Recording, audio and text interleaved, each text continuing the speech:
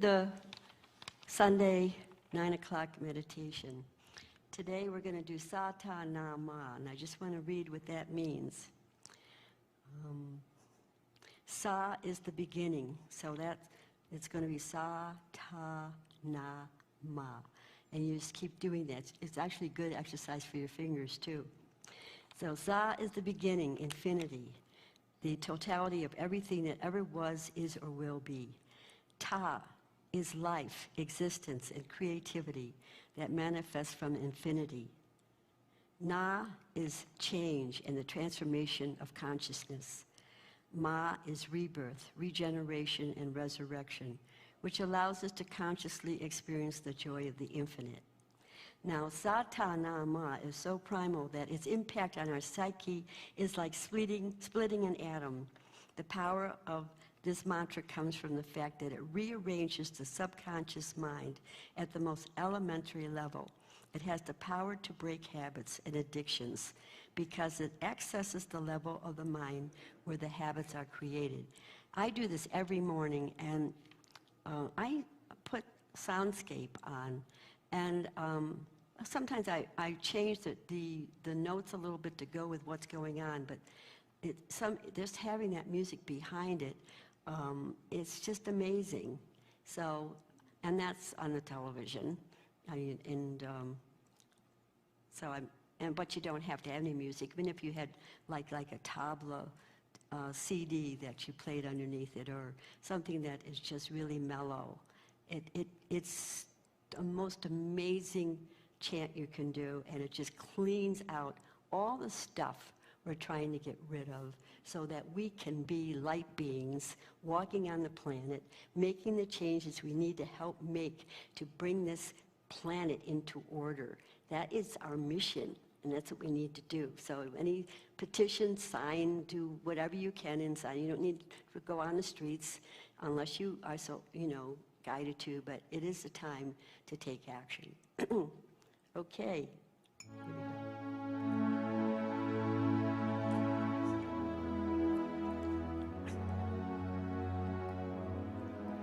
Sata Nama Sata Nama Sata Nama Sata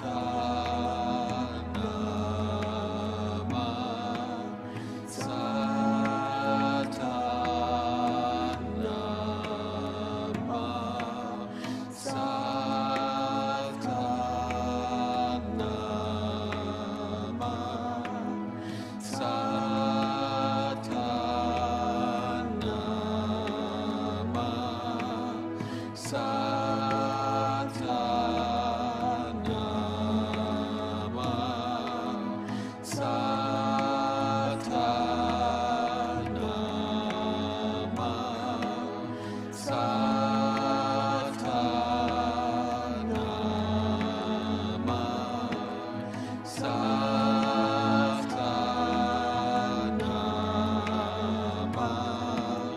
Sata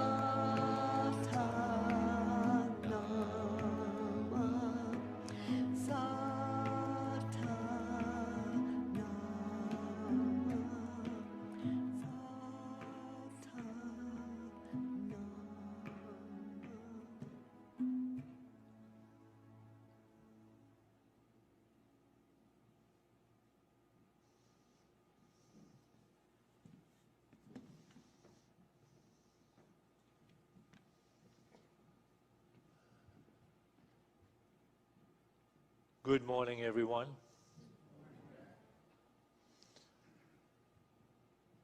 This morning, I'd like to start with a section from the Master's last prayer. Can we have this PowerPoint up, please? This is from John chapter 17, verse 13. But now I am coming to thee, and these things I speak in the world, that they may have my joy fulfilled in themselves. I have given them thy word, and the world has hated them because they are not of the world, even as I am not of the world.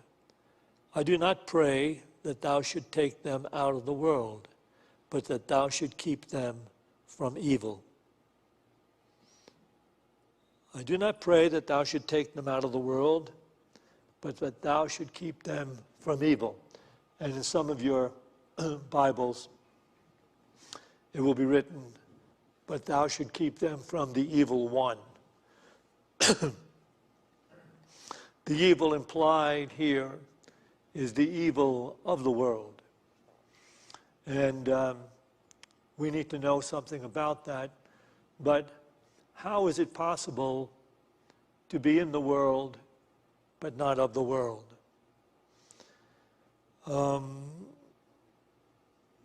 What does it actually mean to be in the world and not of the world?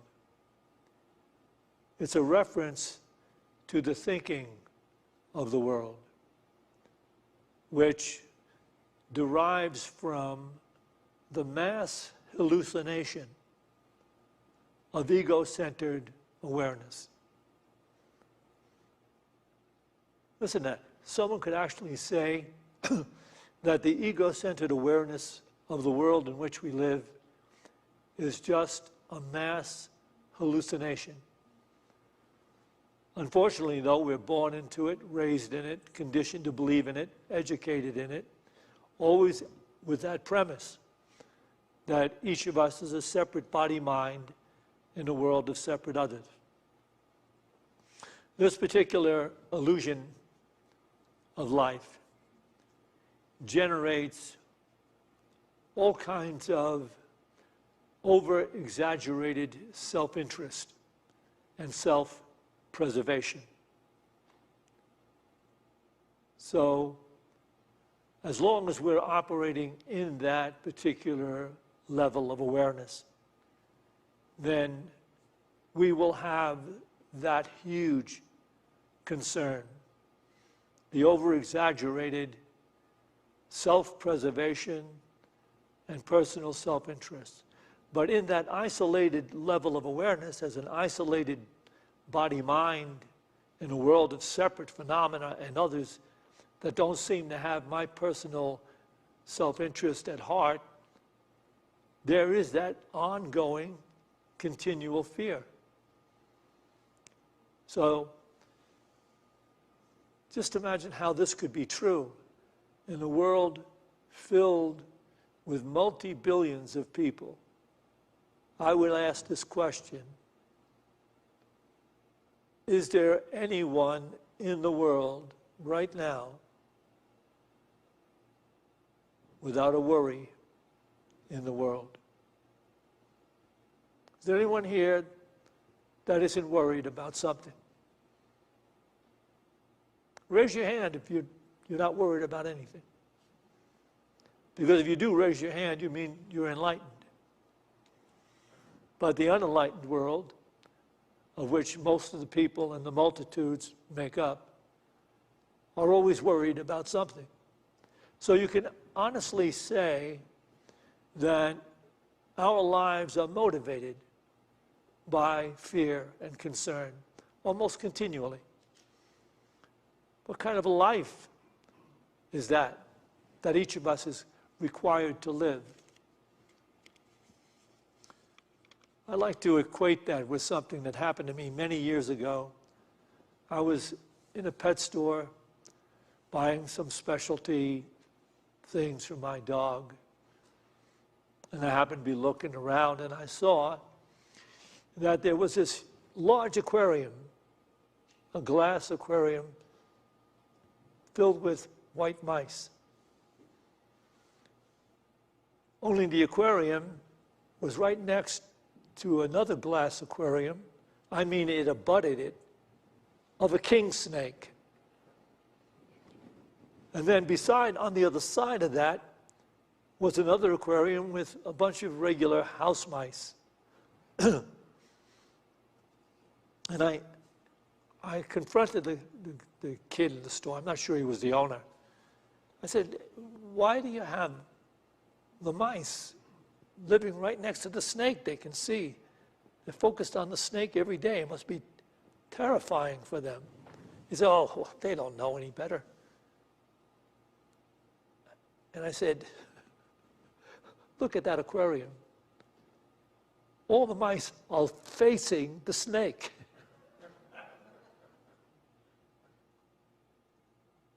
And so it was a disastrous situation.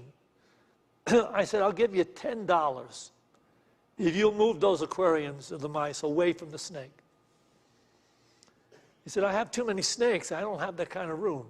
He had other snakes in the place. He sold snakes, and he carried on that way. He said,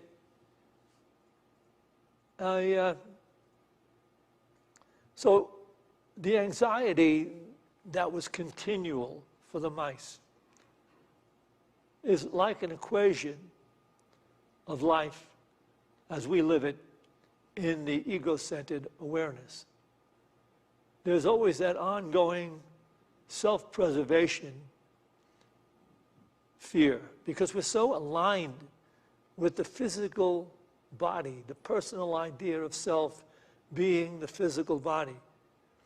It's natural for us to want to protect the body and take care of the body to a certain degree, but you know, it's really strange how people are so locked up in that we are strictly this physical body.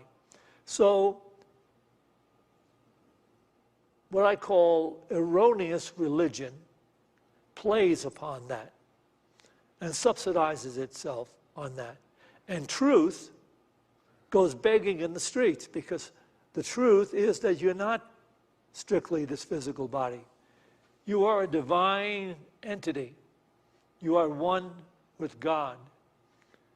And when you know that you are an eternal divine entity, one with God, a lot of the anxiety diminishes, because it's not your only life. And I think we had some good feedback from people who, when they took the series that I did about reincarnation, and people were saying, yeah, it just made me feel free. Made me feel free. What they're saying is free of fear. Because we've actually almost grown used to being anxious about life. We've grown used to it. It's like that's what we believe is reality. But it's not true. Now let me belabor the pet store analogy a moment with this. At some point, the white mice, which are for sale at $6 a piece. The gray mice on the other side, which he sells for people that have snakes that want to feed them, they're simply $2 a piece. Now, when he feeds the king snake or the bull snake that he's got there, he only feeds them the $2 mouse. He never feeds them the white mouse, because they are valuable. They're more valuable to be sold as pets. Now suppose these white mice who are terrified of the snake, suppose some mouse wakes up, a white mouse wakes up and realizes all the mice that snake has ever eaten are gray. It's not us. When he takes us out of the cage, we go over to the counter. He puts us in a little special cage, and he sells it. We go home with somebody. So one mouse woke up and he's trying to explain to the other mice, there's nothing to be afraid of. You're never going to be sacrificed to that snake. If they get that, if they finally get that, they won't be staring at the snake all the time. They'll be living their lives. And it is the truth about our own condition. When we have the awakened understanding of our eternal soul being, one with God, it shifts our vision completely. When people talk about having a religious experience, or they talk about grace, what happens is there is no divine intelligence withholding grace or withholding the vision of oneness with all life. That intelligence is not withholding that. It is blocked by our fear that we are only these separate physical bodies in a world of separate physical others and phenomena. It's blocked by that. Once that is released, once someone releases that through meditation or prayer or allowing, then there comes upon us a greater infilling of light, which we call grace or we call healing. But it bestows a huge divine peace in our awareness.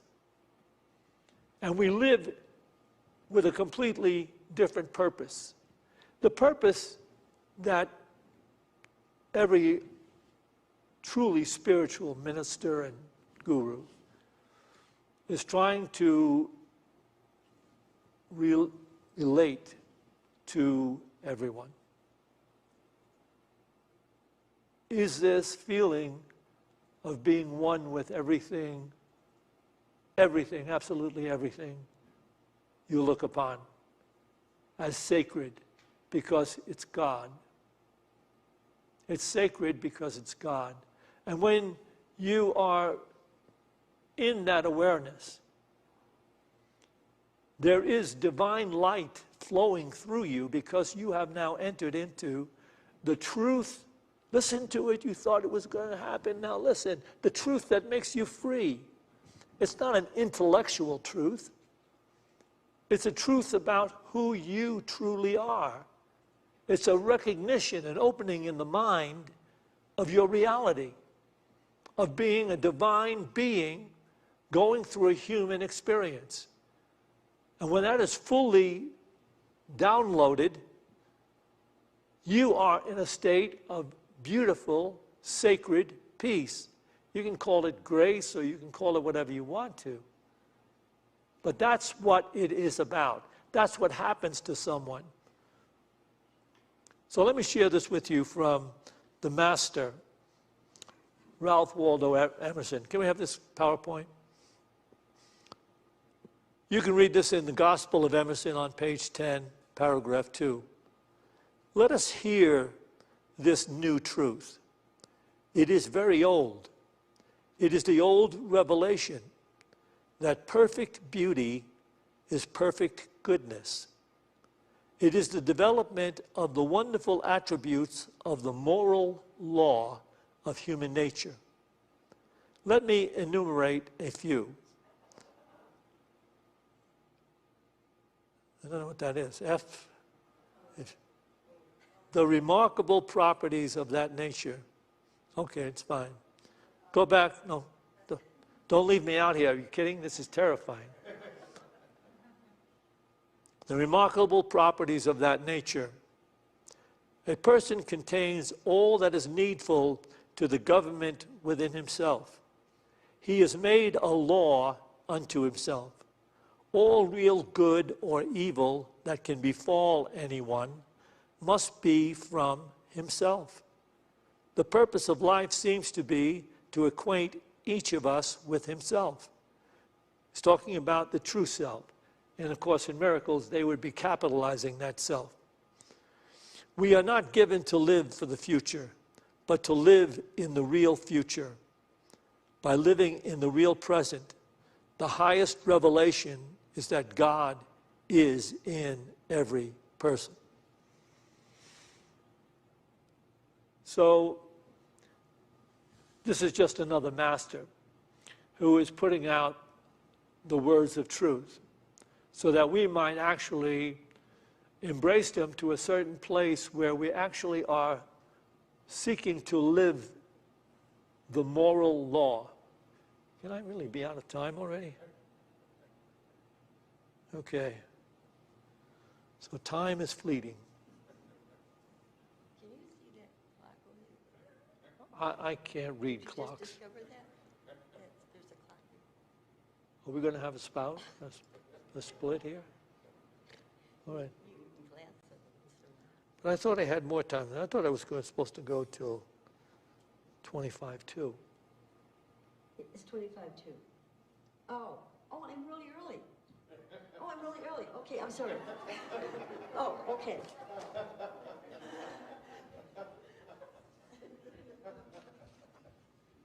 Proof once again that I never make a mistake.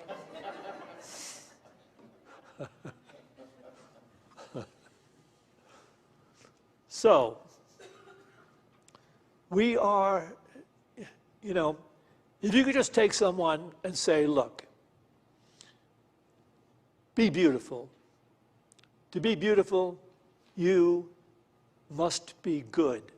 You can tell a lot of people to be good, and they'll wonder what you're really talking about. How much can I get away with and still go to heaven? No.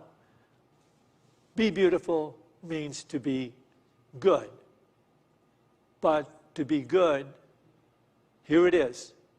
Here it is. Get ready for it. Take this with you.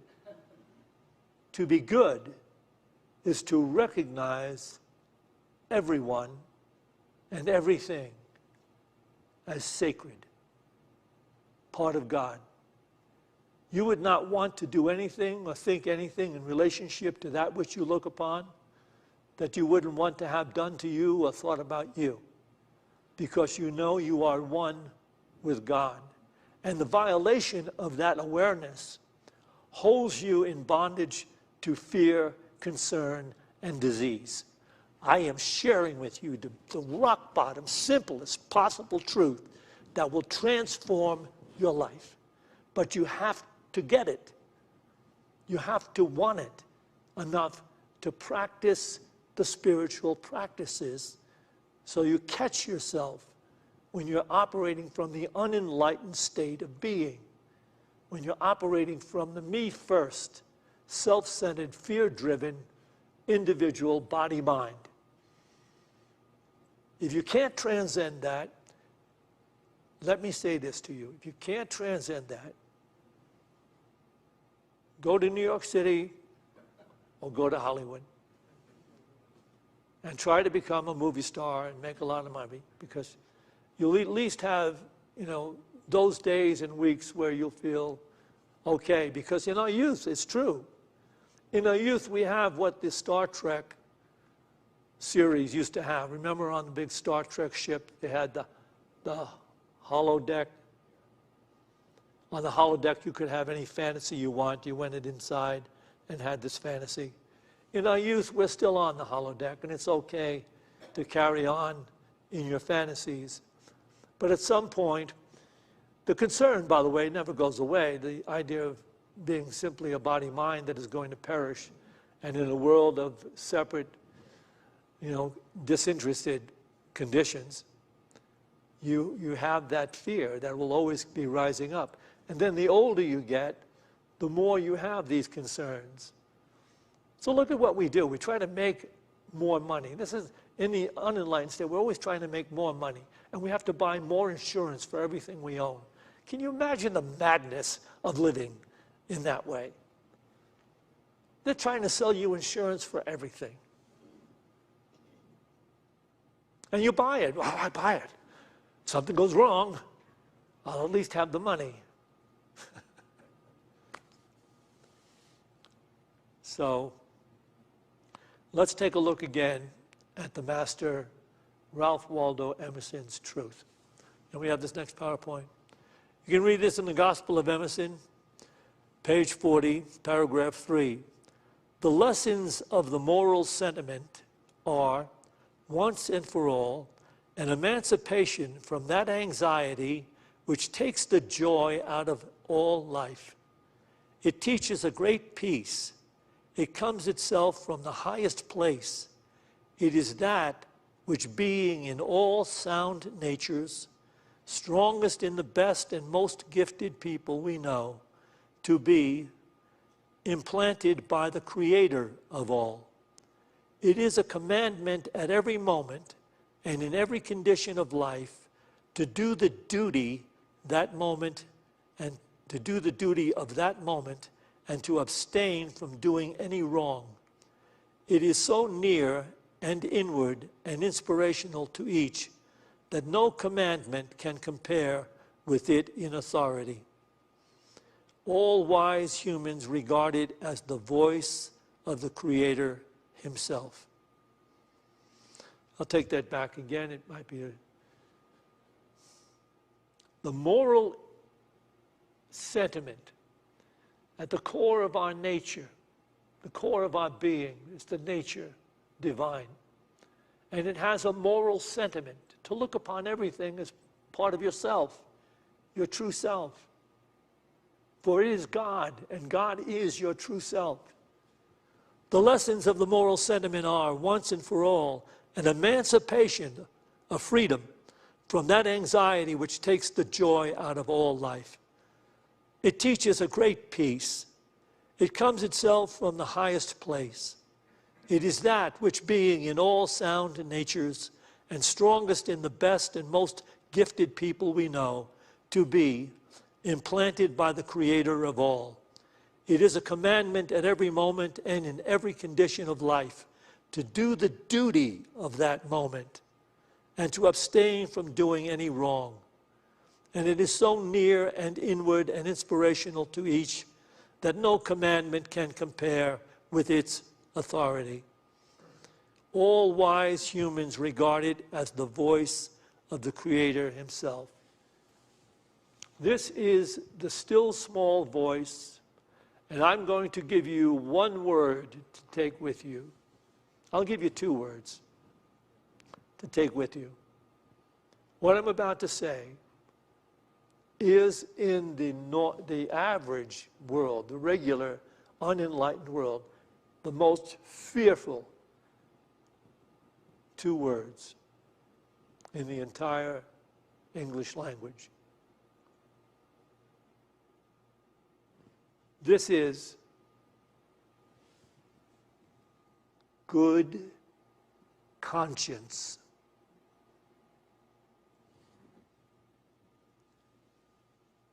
The money-driven psychologists down through the ages have tried to alleviate that as part of the human experience. Get rid of that because it only brings guilt. No. No. Good conscience doesn't bring guilt. It brings guidance. If you want to know the still small voice of God, then you tune into good conscience.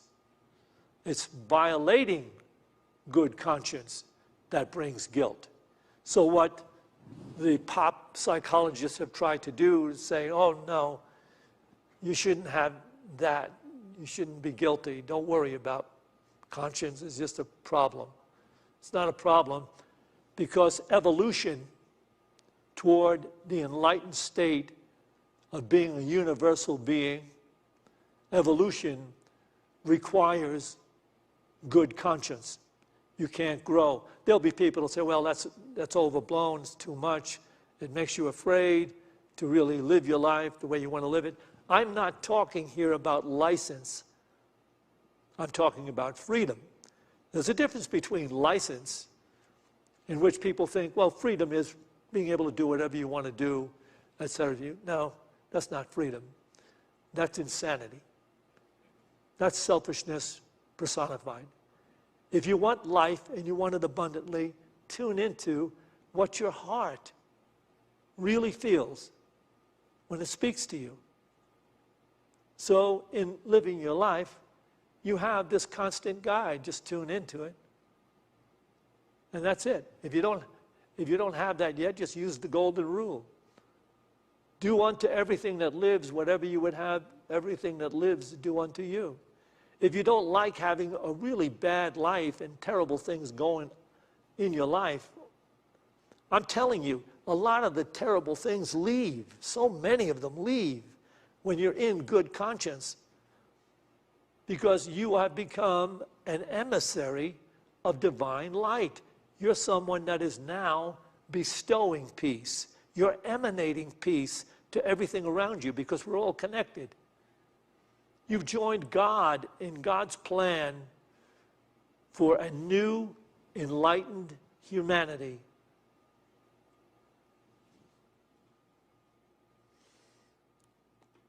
So I'm going to conclude this, because my partner will be back here in a couple of minutes. Oh, I'm already over. I've got to do this fast. Can I have this last overhead, please? Last PowerPoint. This is from Stillness Speaks. Master Eckhart told, most people spend their entire life imprisoned within the confines of their own thoughts. They never go beyond a narrow, mind-made, personalized sense of self that is conditioned by the past.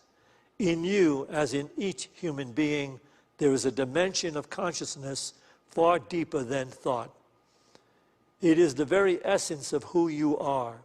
We may call it presence, awareness, the unconditioned consciousness. In the ancient teachings, it is the Christ within you, or your Buddha nature. He's saying it all. That is the Creator within. That is the Christ within. That is the moral sentiment. The moral sentiment. And we thought you could throw out morality. We could actually legislate against morality. We could stop people from having a moment of silence in schools for children, because it's like you're trying to lead them towards something that we're not teaching here. What we are teaching is the rugged individualism of the body-mind itself. That's what we're teaching in school, and as long as we are teaching that, we don't want anybody taking time out to maybe have a fleeting moment of the joy of being a universal soul going through a human experience. So, once again, we'll practice our presence with our beautiful Tibetan bowls. And just sitting here, being okay with ourselves at last. Just be totally okay, because even if you're not enlightened, you're still okay as far as the universe goes. You may just have to live a little longer to learn who you really are.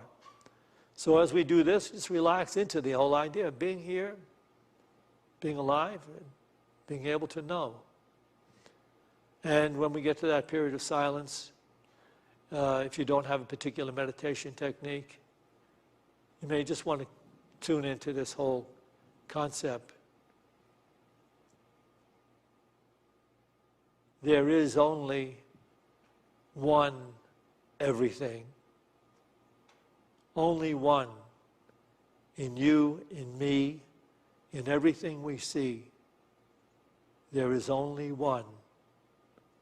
Only one. Only God.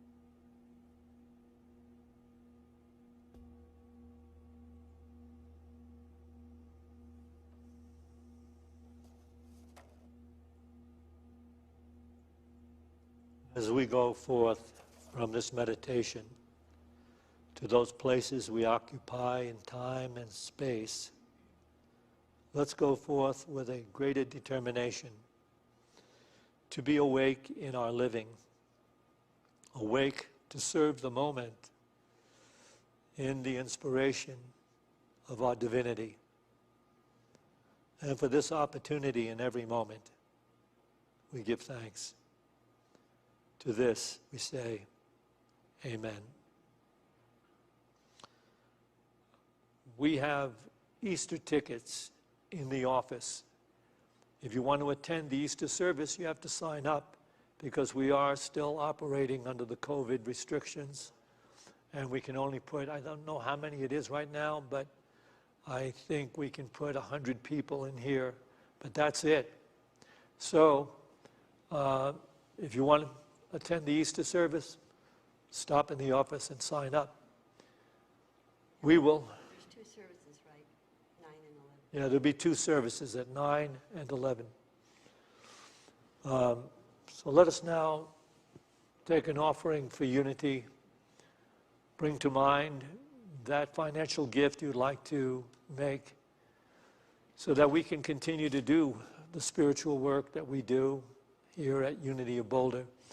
And those of you that are watching this online, on screen, you can find a place on your screen to donate, or you can use any one of these particular ways to donate to Unity of Boulder. So let us bring to mind that financial gift we'd like to make, and let's bless it with this affirmative prayer. Divine love, through me, blesses and multiplies all that I have, all that I give, and all that I receive, because I give. And so it is.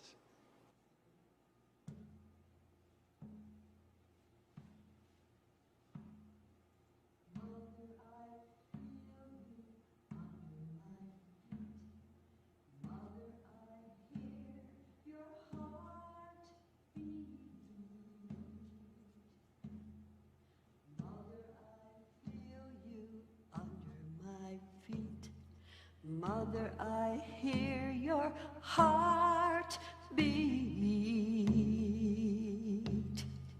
Hey-ya, hey-ya, hey-ya, hey-ya, hey-ya, hey-yo. Hey-ya, hey-ya, hey-ya, hey-ya, hey-yo. Father, I see you where eagles fly. Spirit's gonna take me higher. Spirit gonna take me higher.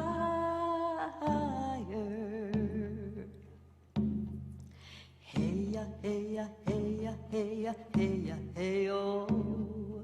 Hey-ya, hey-ya, hey-ya, hey-ya, hey-yo. Hey-ya, hey-ya, hey-ya, hey-ya, hey-ya, hey-yo. Hey-ya, hey-ya, hey-ya, hey-ya, hey-yo.